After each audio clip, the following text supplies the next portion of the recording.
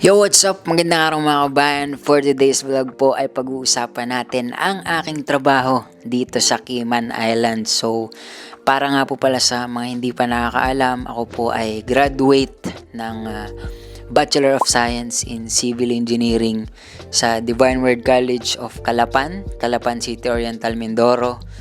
At graduate po ako nung December 2020. At opo, pandemic po yun. At nung May 2022 naman po ay yun yung time na naging registered civil engineer po ako dyan sa atin, sa Pilipinas, sa pangalawang pagkakataon. Dahil nung una ko pong take ay hindi po ako nakapasa noon kasi nga 1 month lang po yung naging preparation ko nung time na yun. At nung second take ko ay nadagdagan, naging 2.5 months. So, medyo lumaki yung chance natin na makapasa. At nakapag-focus din kasi tayo nung time na yun.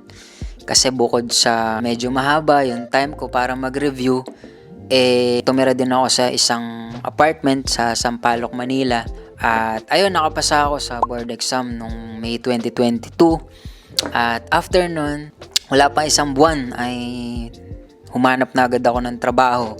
Which is, ayun nga, dun sa kung saan ako nag-internship nung college. At 8 months po ako dun as Engineer 1 at bilang isang field engineer na rin. Pagkatapos nun ay nag-decide na ako agad na mag-abroad. Yun nga, dahil sa hirap ng buhay, dahil sa dami ng pangangailangan, at sa dami nangyayari nung time na yun, hindi na ako nagdalawang isip na i-take yung opportunity dito sa abroad. Sa totoo lang, nung una, ang gusto lang nung company ko dito is bigyan lang ako ng sideline. Pero nag-decide din sila na i-absorb ako.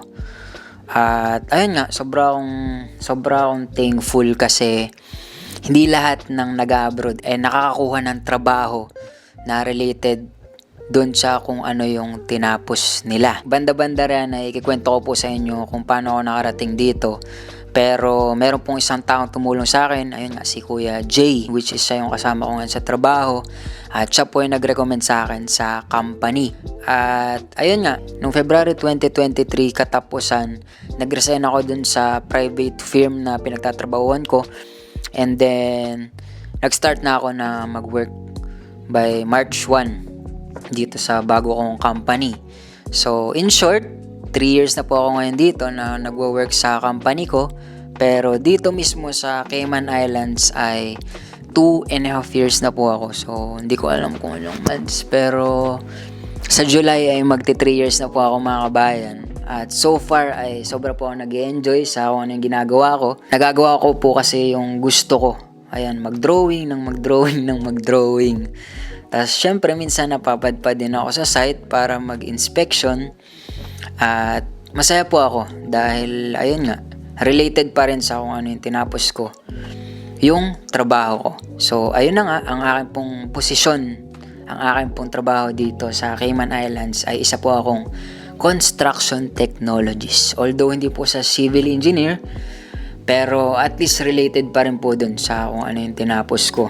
If I'm not mistaken, parang related po itong trabahong ito sa mga trabaho gaya ng CAD technician, CAD technologist, ayan, mga draftsman, yan. Sa pagdating sa structural, yung mga draftsman, ayan, halos same din po nung trabaho nila, yung trabaho ko ngayon. Masabi ko naman na dun sa naging trabaho ko dun sa Pilipinas after kong makapasa ng board exam, napakarami kong natutunan na pwede kong magamit dito sa isla. Syempre iba kasi yung construction methods dito compared dyan sa atin sa Pilipinas. Sa units pa lang na ginagamit, ibang-iba na. Kung sa atin ay metric units or like meters, millimeters, centimeters, ganyan.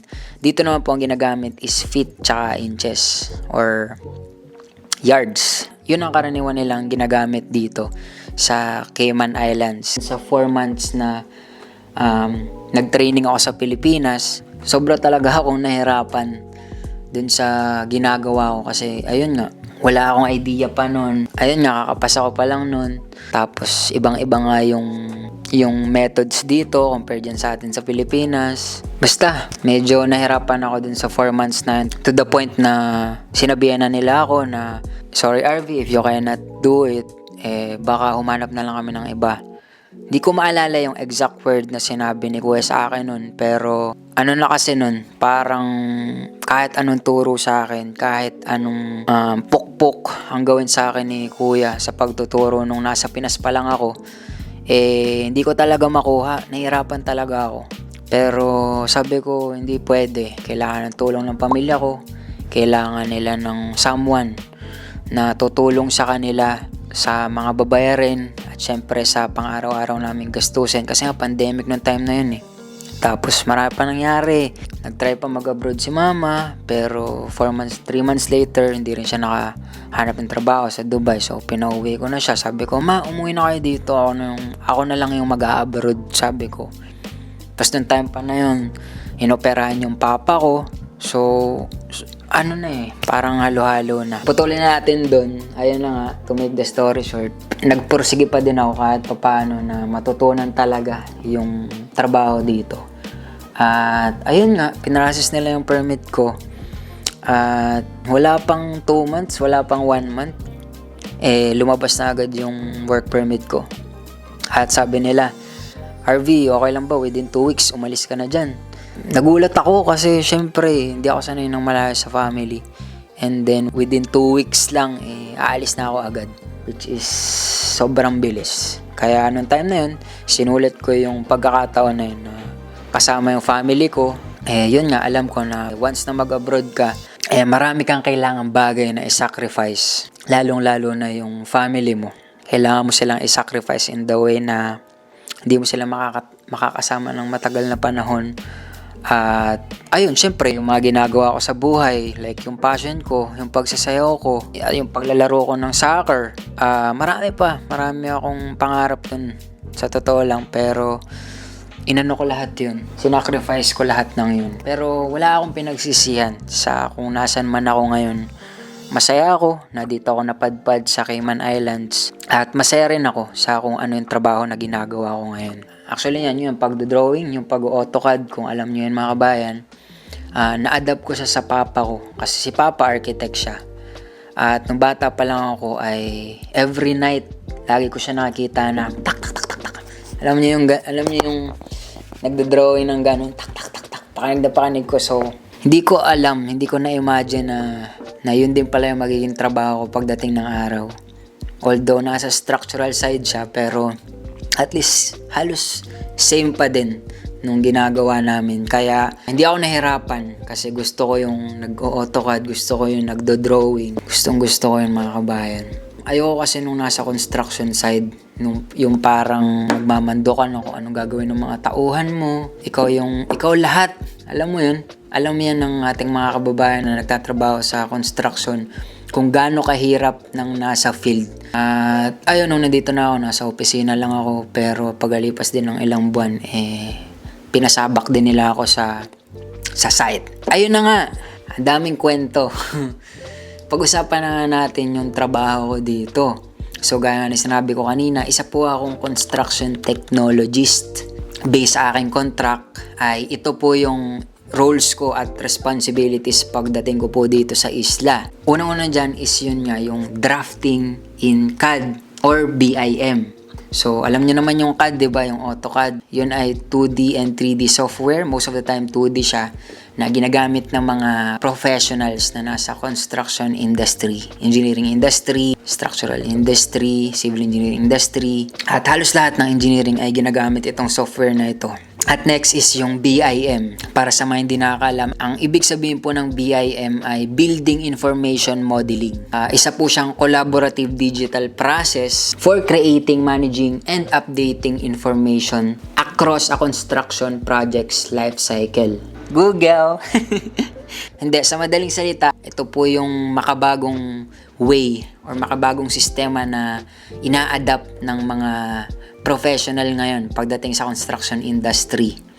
At yun nga, from the word collaborative, involved po dito lahat. Gaya ng architectural, structural, at MEP, mechanical, electrical, plumbing. Lahat po yan involved po dito sa sistemang ito. At ayun nga, lahat po sila ay gumagawa ng model na kung saan pinagsasama-sama nila. Doon makikita nila yung mga bagay na possible na hindi magtagpo. Ginagamit nila yun para makita nila yung mga possible na mag-clash. Ayun. Like, for example, may gustong itayong structure dito si architect. Pero sa side ng structural, imposible siya. Kasi kailangan mayroong poste din sa portion na yun. So, in short, kailangan mag-adjust ng both sides. Depende sa kung ano yung mapapag-usapan. So, isa lang yun sa mga example. Or pwede rin naman sa MEP side. Like, halimbawa, yung mga beams, nagkakatalo sila minsan sa mga location ng ducts. Alam niyo yung ducts? Yung mga dinadaluyan ng mga air, ganyan. Basta, i-search nyo na lang kung ano yung MEP. Mechanical, Electrical, and Plumbing. So, hindi lang siya sa mechanical, hindi lang siya sa electrical. It's just yun nga, and mga kuryente, wirings, ganyan. And then yung plumbing, yan, yung mga tubo, water disposal system, water drainage system, water supply system. Yan yung mga involved sa plumbing side. CAD, BIM, SketchUp, ayan. Para sa mga hindi nakakalam, ang SketchUp ay ito yung gumagawa ka ng 3D model ng isang structure or building. Bahay, building, yan. Tapos ayun, 3D rendering, nandun din yun sa job description ko, which is kabisado ko naman na yan kasi bukod dun sa trabaho ko sa Pinas na Engineer 1, na field engineer dun sa company ko, nag-try din ako tumanggap ng project sa labas. Doon naman nasa yung structural designing, talent ba yun? Baka isipin nyo, malupit ako na civil engineer. Hindi po ako malupit na civil engineer. Actually, nung college ako, wala akong ginawa kundi magsayaw. Maglaro. Yan, ginagawa ko nung college. Hindi ko alam paano ako nakasurvive. Siguro, tsinaga ako na lang din. Lagi ako nagsasummer. Tapos, kasabay pa nun, mino-operate ko rin yung business nung magulang ko.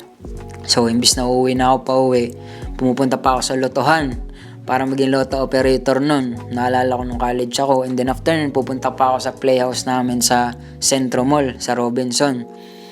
At mga bandang 9, magko-closing. Tsaka pala ako makakauwi nun. Yun yung routine ko nung college. Kaya hindi ko alam paano ako na-survive yung 5 years na yun. Pero, ayun, everything happens for a reason nga. Sabi nga nila, diba? At nakapasa ako. Dito ako dinala ni Lord sa Cayman Islands. Ayun, ituloy natin, 3D rendering. Ayan, marunong ako mag-render nung 3D na ginawa ko sa SketchUp.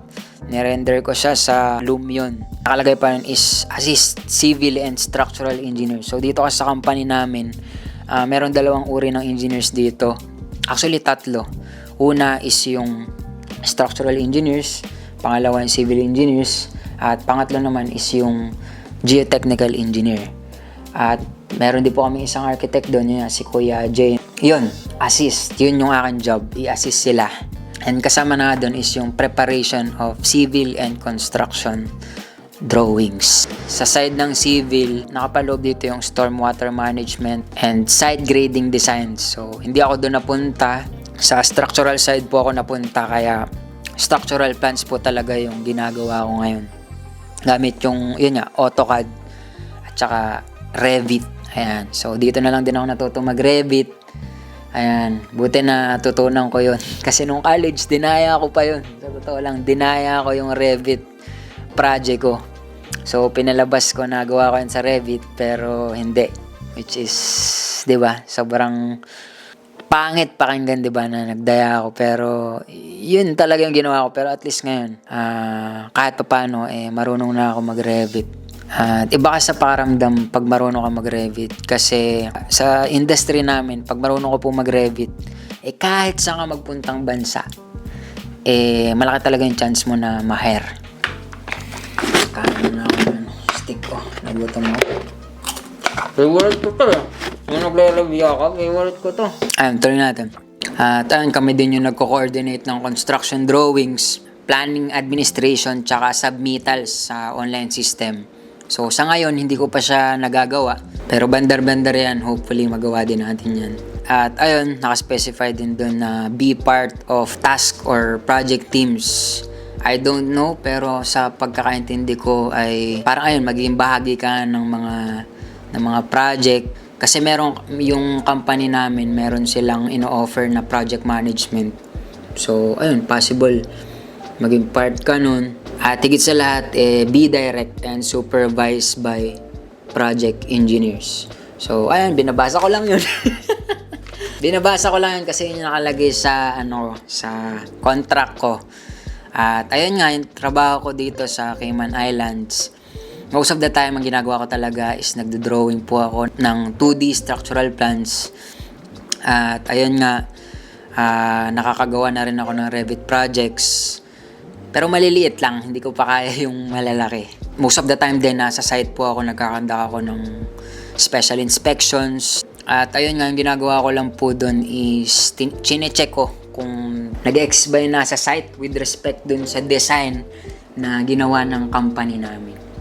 So, paano nyo ba yung malalaman? Siyempre, sa mga bakal, ganyan. Sa sizes, sa quantity of rebars, sa cover. Alam ko hindi nyo maintindihan, pero yun yung karaniwang scope nung ini-inspect ko pag nagkakandak po ako ng special inspections. So far, 4 na buildings na ata yung na-inspect ko. Pero most of the time, nandun ako sa isa, which is yung hotel, Grand Hyatt Hotel. Ayan. Pagdating ko pa lang dito nun sa Cayman, doon agad ako sinabak. So, nasubaybayan ko yung project from ground floor hanggang umakyat siya sa 10th floor. 11th floor pa yan kasi merong roof deck.